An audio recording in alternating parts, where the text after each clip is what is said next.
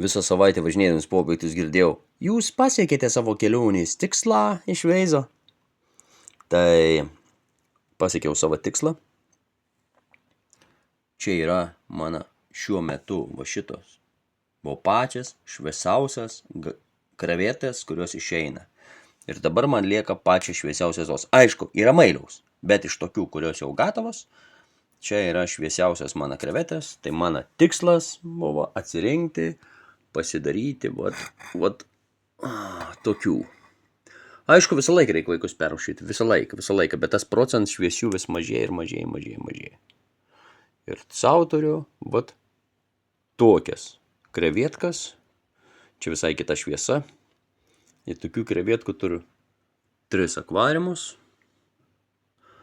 ir su raudona spalva, galima sakyti, baigti. Aišku, kits klausimas, visi nori, didžioji dalis komerciškai nori po euriką raudonų.